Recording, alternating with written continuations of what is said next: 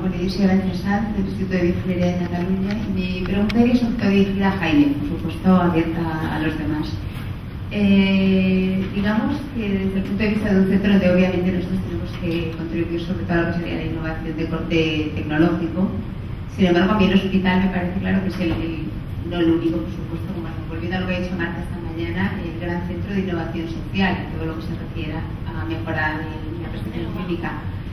Y un poco lo que habéis hablado de la escasa motivación que se otorga desde el sistema público aquí tanto al médico como a las enfermeras para contribuir a ello. Sin embargo, las grandes oportunidades, el tema de la innovación social, ya de la innovación tecnológica, realmente ¿cómo lo ves tú? O yo sí, por ejemplo, la experiencia que creo que es en San Pau, donde habéis instalado una pequeña oficina que es Center Británico de la Charity, que tiene otro planteamiento, ¿no? en oncología, de prestar un soporte diferente a los pacientes y sus familias. No sé si podrías comentar algo de esto y por qué en San Pau y no en otro sitio. Pues es larga. Bien, yo creo que estoy de acuerdo contigo que los hospitales son probablemente en nuestro medio los grandes desaprovechados, tanto de conocimiento, no diría, porque se genera mucho conocimiento y es muy potente, pero de innovación desde luego, y no conozco estas cifras, pero vamos, tenía entendido que hospitales también de nuestro medio, de Holanda, de Alemania, de Suecia, están muy por encima en generación de spin-off, empresas, patentes.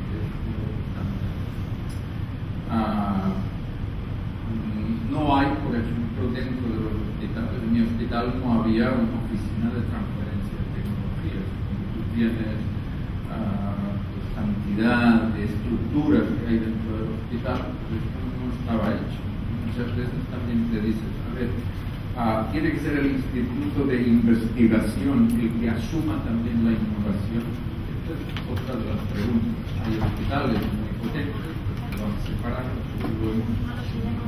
pero fíjate que no es ni siquiera el propio hospital, sino que se asume desde la institución que hace la investigación y la generación de conocimiento. Eso quiere decir que no está reglada la transferencia de tecnología en general en los hospitales, porque es algo que te lo tienes que inventar. Bien, nosotros creamos una sección y usamos también pues, una oficina que es de la UAB. Y a lo que jugamos también era esto, no solo a producir tecnología, sino a buscar otras maneras. En este sentido, la enfermería pues, es un agente muy importante porque genera ideas de cómo cambiar métodos de trabajo, que son innovadores y que en definitiva pues, pueden acceder también a una serie de ayudas que no están explotadas desde la enfermería. La idea es buscar otros sectores y otras ideas. Respecto al MAGIS, pues sí, esto es una oportunidad pues, que en un determinado momento pues, se dio. Es una asociación que es sin ánimo de lucro, que trata de generar dentro de los hospitales un espacio ecológicamente diferente a donde tú le tengas que explicar al paciente pues, que no sea consulta fría, mire, usted tiene un cáncer y la vía será esta, sino que haya un ambiente más agradable, con apoyo psicológico, con apoyo social. Esto está aprobado todavía, como estamos en fase de construcción, no se ha hecho materialmente, pero desde luego, lo que decía antes, hay oportunidades de innovación en muchos campos dentro de los hospitales, y no solo en devices, en tecnologías, sino en procesos, en ahorro, en salud conectada con los domicilios, y todo esto es un campo que estructuralmente los gerentes de los hospitales pues, no veían como uno de los productos del hospital, y esto es en lo que hay que insistir y explicarles a la dirección asistencial y a las gerencias. Oye, es bueno que el hospital entre también dentro de este negocio.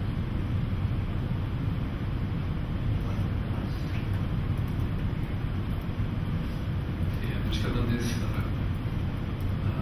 me permitís, he forzado el ejemplo a nosotros nos encargan de la búsqueda de un potencial piloto de Fórmula 1 y nos dedicamos a buscarlo en una escuela de bibliotecarios y otro a la salida de una pista de karts. Probablemente en la segunda opción va a rendir mejores resultados.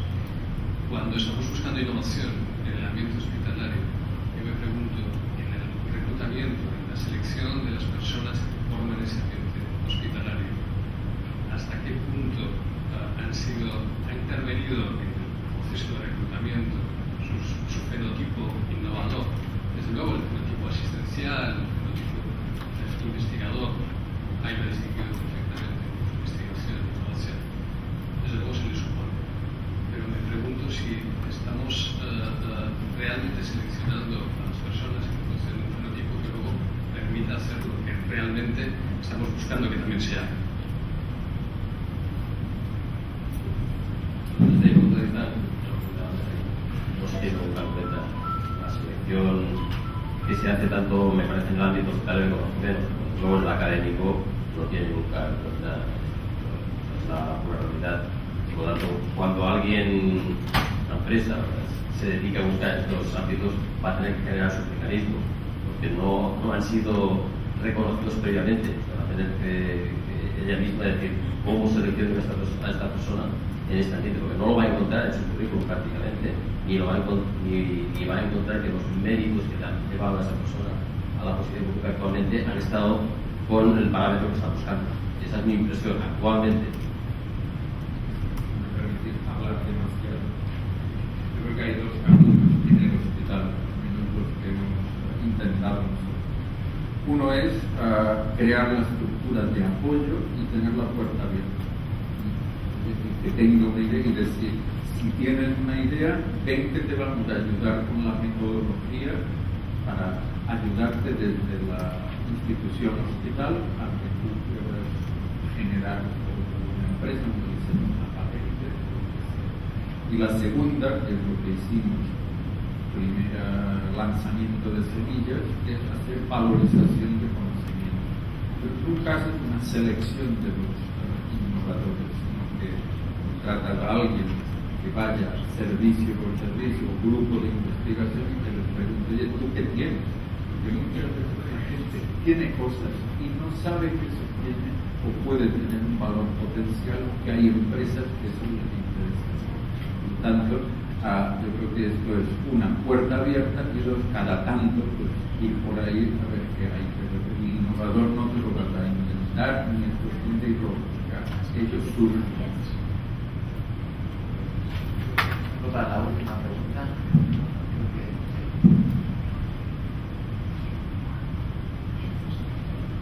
Bueno, yo suscribo totalmente lo que ya ha dicho, no ahora mismo, anteriormente, que decía que había otros mecanismos de innovación en los hospitales que podían pasar desde la energía a la gestión a muchas otras cosas y que de alguna manera las creencias de los hospitales tendrían que estar convencidas que hay maneras de innovar que quizás no se necesita necesariamente dinero, sino simplemente poner voluntades para hacerlo.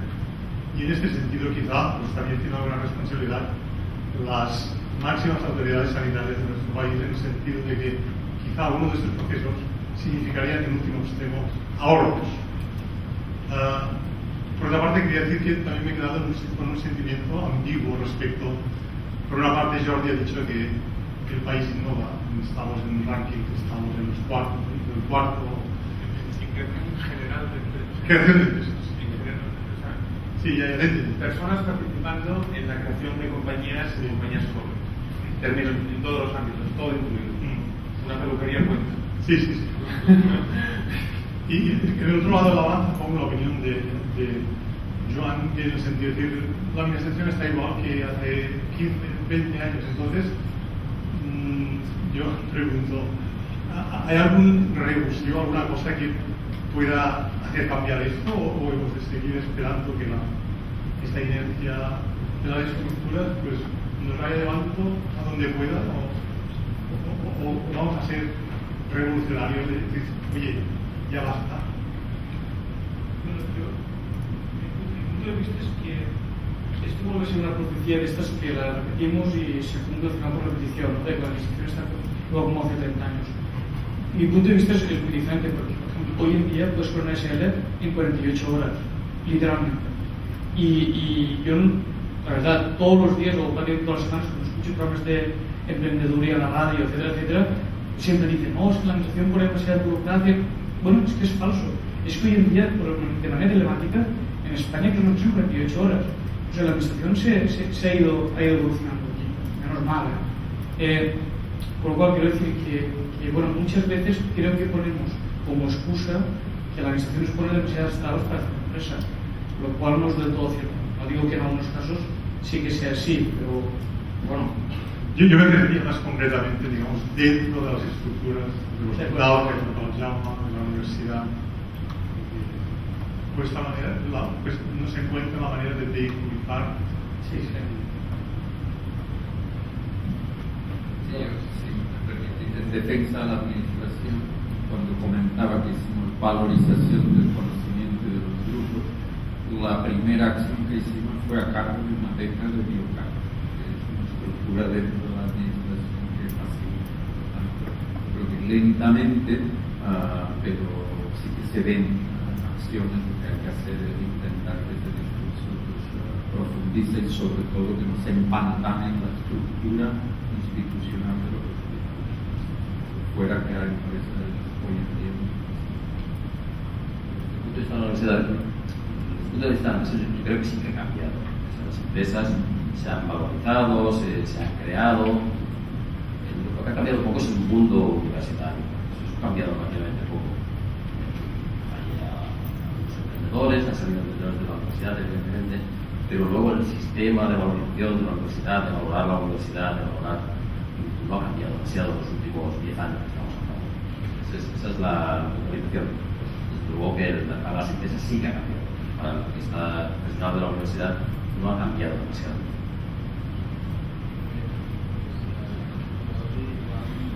No.